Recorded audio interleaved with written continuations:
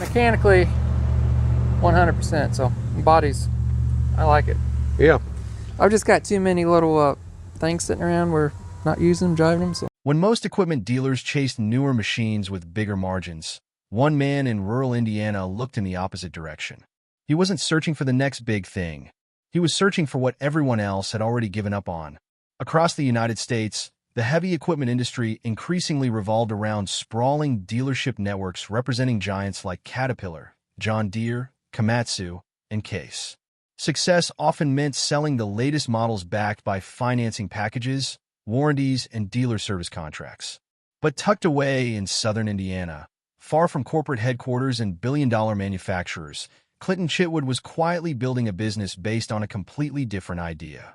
His company, CNC Equipment, made one crazy decision, and it changed heavy equipment forever. It all started long before CNC Equipment even existed. The machines nobody else wanted growing up in Monroe County, Indiana, on farmland that had remained in his family for generations.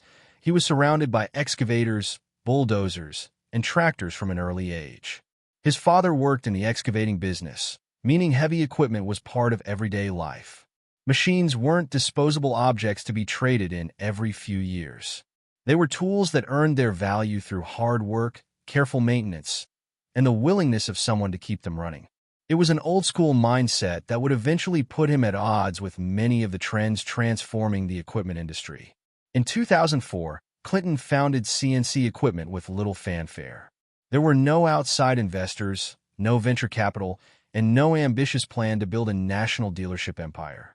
The operation started much like countless independent equipment businesses across rural America, buying used construction equipment, repairing what needed attention, and reselling it to contractors, farmers, and local businesses. On paper, there was nothing particularly remarkable about it. Hundreds of similar yards operated throughout the Midwest. Had events unfolded differently, CNC might have remained just another regional dealer known only to nearby customers. Then came a decision. Many in the industry would have considered it a gamble. Around 2008, Clinton began purchasing decommissioned military surplus vehicles. These weren't ordinary used trucks traded in by construction companies. They were former United States military vehicles that had spent years, sometimes decades, supporting Army, Marine Corps, or National Guard operations before being declared surplus. Under the Department of Defense's disposal system, equipment that was no longer needed first became available to other federal agencies, then state and local governments, and finally, if no public agency claimed it, entered public auctions through government surplus programs. By the time many of these machines reached civilian buyers, they carried thousands of miles, years of service, and maintenance histories that could either be meticulously documented or frustratingly incomplete. The inventory itself was remarkably diverse. One auction might feature the legendary M35 Deuce and a Half, a 2.5-ton 6x6 cargo truck that entered American military service during the early 1950s and earned a reputation for operating almost anywhere. Another could include the larger 5-ton M800 or M900 series trucks, military Humvees introduced during the 1980s, engineering equipment, trailers, generators, forklifts, or specialized recovery vehicles. Some had never left the United States, spending their careers on domestic bases or National Guard installations. Others had supported overseas operations before returning home. Their ages varied enormously. It wasn't unusual for vehicles built decades earlier to remain in service because the military maintained them on strict preventive maintenance schedules rather than replacing them according to age alone. That created an unusual contradiction. Many surplus vehicles looked rough after years of military use, but beneath faded paint and worn interiors often sat drivetrains designed for extraordinary durability. Military specifications demanded equipment capable of operating in deserts, mountains, freezing temperatures, deep mud, and environments where breakdowns could cost lives rather than simply delay a job. Most were engineered with heavy-duty frames, simple mechanical systems, generous ground clearance, and interchangeable parts intended to keep them operating under extreme conditions. Yet those same characteristics also limited their appeal. They were slower than commercial trucks, less comfortable, often required specialized knowledge, and many were never designed with civilian highway driving in mind. Clinton saw an opportunity here when no one else did. He recognized that with the right mechanical knowledge, fabrication skills, and patience, these overlooked machines could be transformed into reliable civilian workhorses. Their rugged construction meant they could often continue operating in remote locations where modern computerized equipment might be difficult or impossible to repair. Instead of selling the trucks exactly as they arrived from government auctions, CNC began rebuilding and customizing them. Crew cab conversions, upgraded suspensions, custom fabrication, steering modifications, and carefully restored mechanical systems transformed former military vehicles into practical machines for construction companies, ranches, emergency services, and buyers in remote regions around the world. Much of the fabrication was completed in-house, allowing Clinton to solve problems that couldn't be fixed by ordering a catalog part. Every successful build strengthened CNC's reputation as a company willing to tackle projects others considered too complicated. Looking back, it's tempting to assume the opportunity was obvious. It wasn't. The broader heavy equipment market was steadily moving toward newer machines packed with electronics, emissions controls, and proprietary diagnostic software. Large manufacturers invested billions in innovation, while independent dealers increasingly focused on late-model inventory, supported by financing and warranty programs. Clinton instead doubled down on machines many people viewed as obsolete. Whether by instinct or experience, he recognized something others had overlooked. For many customers, especially those working far from dealership networks or sophisticated repair shops, simplicity could be more valuable than cutting-edge technology. This would become the foundation of everything CNC equipment built. The dealer who told customers what not to buy. Most salesmen make money convincing you to buy. Clinton Chitwood built a reputation telling people when to walk away. When CNC equipment uploaded its first YouTube video in October of 2012, there was little indication it would become one of the most trusted educational channels in the heavy equipment world. There was no professional film crew, no elaborate production schedule, and no carefully crafted marketing campaign. Clinton simply pointed a camera at the work already happening in his Indiana shop. At a time when most equipment dealers relied on glossy brochures and polished advertisements, he invited strangers to look behind the curtain, showing machines exactly as they arrived. Rust, dents, leaks, broken parts, and all. Instead of quick highlights designed to capture attention in a few seconds, many videos stretched beyond 40 minutes, sometimes approaching an hour. Viewers followed Clinton through muddy auction yards, climbed inside neglected bulldozers, inspected excavators with thousands of operating hours, and watched engines come apart bolt by bolt. Every inspection felt less like a sales pitch and more like an investigation. Small clues, maybe a fresh coat of paint hiding corrosion, excessive movement in a bucket pin, hydraulic cylinders weeping oil, or mismatched welds on a frame, often revealed stories that previous owners would rather keep hidden. To experienced operators, these were warning signs that could mean the difference between a profitable purchase and a financial disaster. That willingness to criticize equipment openly became one of the channel's defining characteristics. Clinton regularly pointed out cracked frames, damaged undercarriages, worn pivot points, leaking final drives, poor weld repairs, and engines showing signs of neglect. Sometimes he walked away from auction machines entirely, explaining in detail why they simply weren't worth buying. Viewers quickly realized something unusual was happening. Clinton wasn't trying to convince them that every machine was a bargain. He was teaching them how to think like an experienced buyer. Even when CNC had inventory available for sale, his advice often remained the same. If the numbers don't make sense, walk away. That philosophy extended well beyond the equipment itself. As internet marketplaces expanded during the 2010s, buying heavy machinery online became increasingly common. But so did fraud.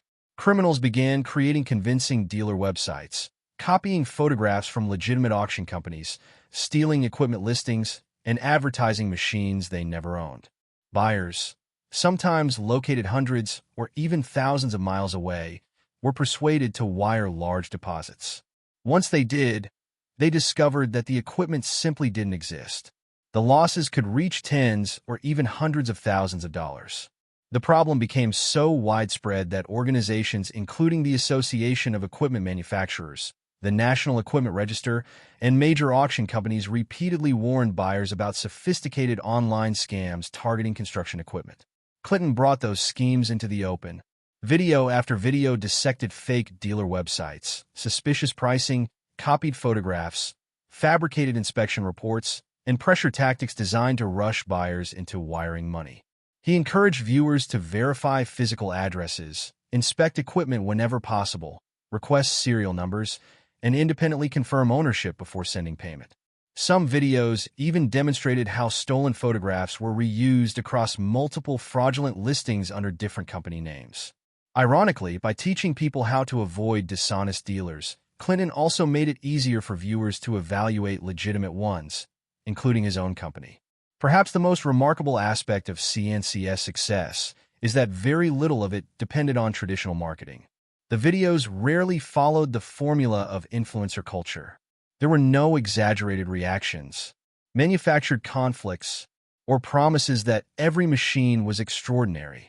Instead, viewers tuned in because they expected honesty, even when the truth wasn't flattering.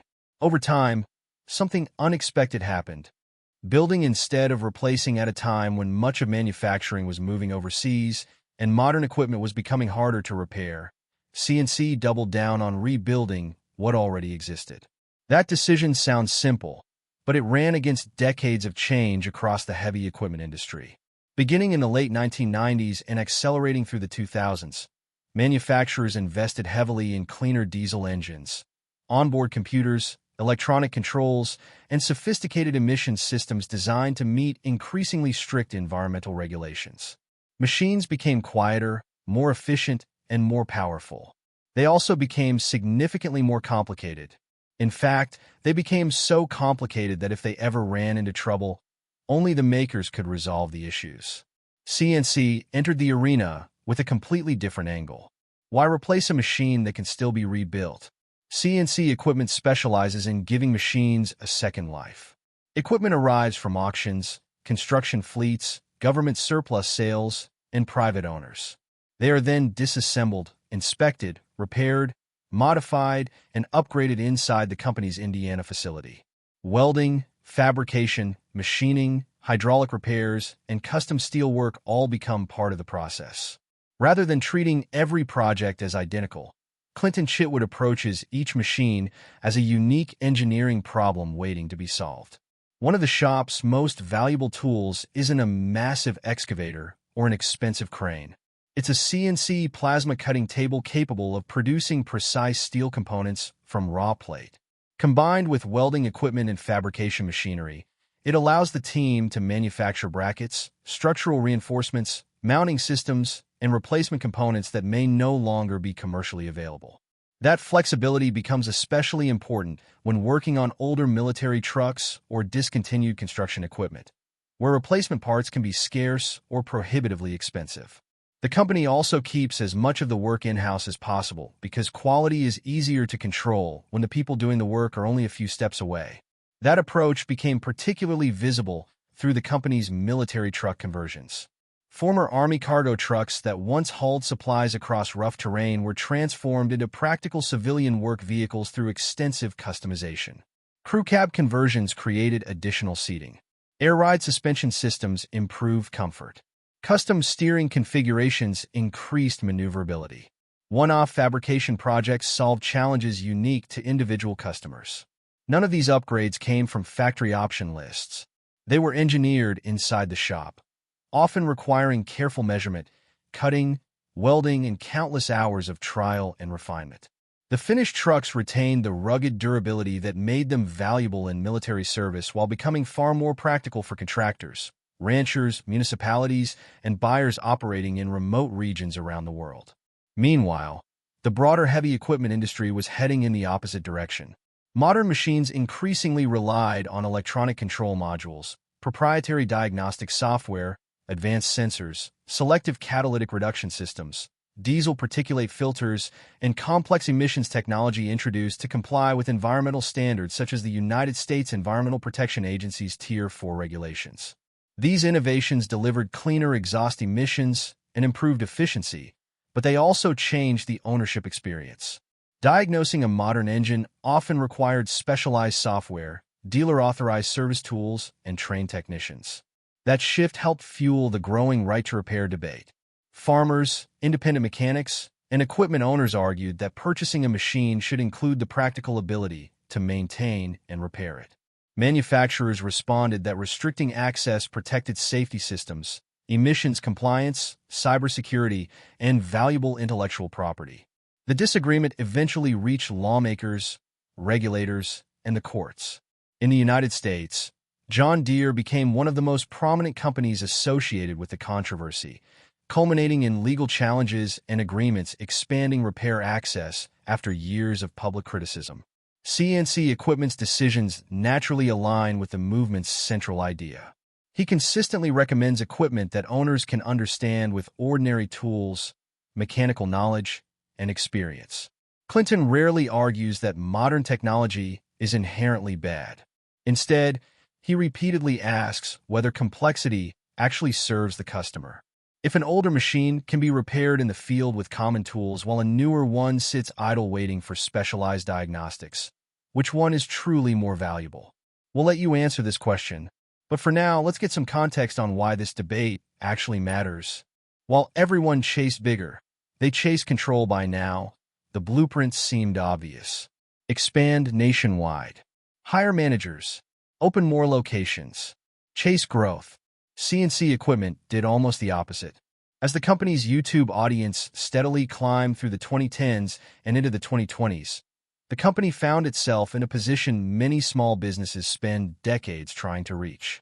Videos documenting equipment inspections, military truck builds, auction visits, and shop projects were attracting millions of monthly views, while inquiries increasingly arrived from customers far beyond Indiana. The internet had quietly erased geography. A dealership once serving primarily regional buyers was now shipping machines across the United States and to customers overseas. For many entrepreneurs, that kind of momentum would signal the beginning of aggressive expansion. For Clinton and Bridget Chitwood, it became the moment to slow down and protect what they had already built. The growing international customer base was driven by practicality. Many of the military trucks and older construction machines CNC specialized in had something modern equipment often lacked. And that was mechanical simplicity. Buyers in remote parts of Africa, Australia, Alaska, and other isolated regions frequently valued equipment that could be repaired with ordinary tools rather than proprietary diagnostic software. In locations where dealer networks were sparse and replacement parts might take weeks to arrive, a rugged mechanical engine often proved more valuable than the latest electronic technology. Clinton had recognized that niche years earlier. Now, success naturally created new possibilities. By the time CNC had established a modern facility equipped for fabrication, repairs, and custom truck conversions, the company possessed many of the ingredients needed for rapid growth. The operation included large service bays capable of handling massive equipment, reinforced floors designed to support extremely heavy machines, fabrication equipment, machining capability, and an established online audience that many marketing firms would envy. Countless businesses have leveraged similar momentum into multiple locations, outside investment, acquisitions, or national dealership networks. Industry history is filled with examples of family-owned companies that transformed into regional chains through steady expansion. CNC appeared to have the opportunity to follow that same path. Instead, Clinton repeatedly explained that growth came with costs many people overlook.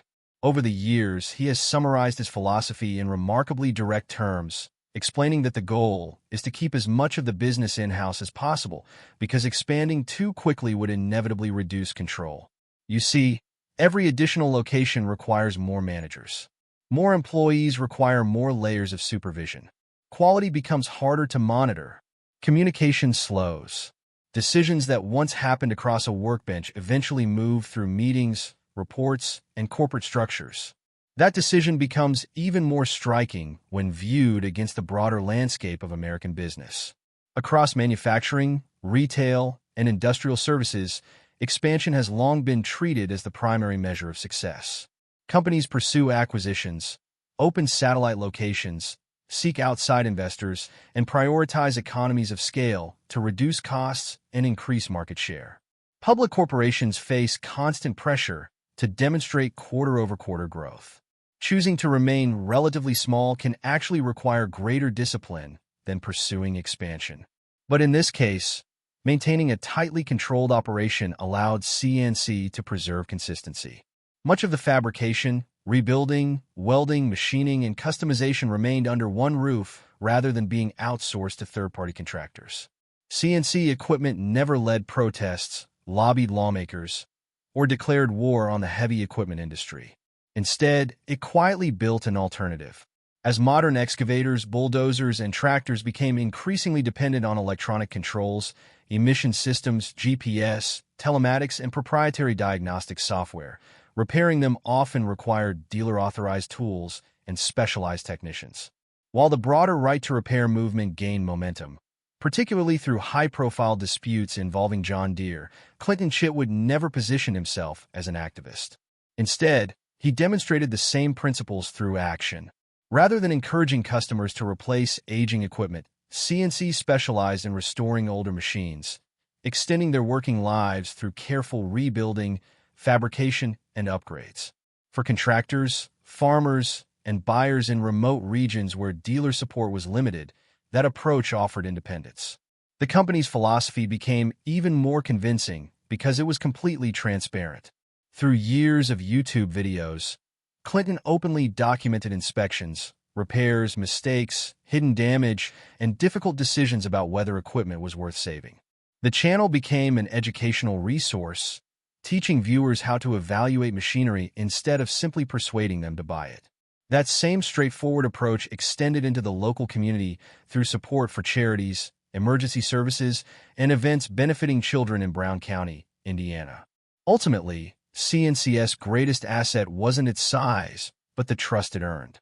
While much of the industry measured success through expansion and increasingly sophisticated technology, Clinton and Bridget Chitwood proved there was another path, one built on craftsmanship, repairability, honesty, and customer confidence.